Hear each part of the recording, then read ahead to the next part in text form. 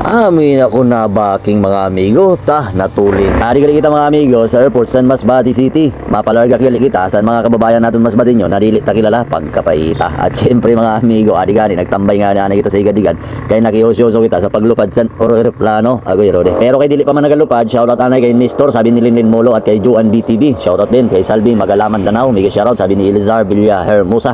At kay Bidriho Rinanti, shoutout. Shoutout kay Nats Arisgado, mega shoutout sa mga amigo, at kay Ian Almario Samsung Vlog, at kay Arnold Doliente Ramos Jr. Ayan, mega shoutout, at kay Pakulba. Ayan, mga content creator ng Masbate City.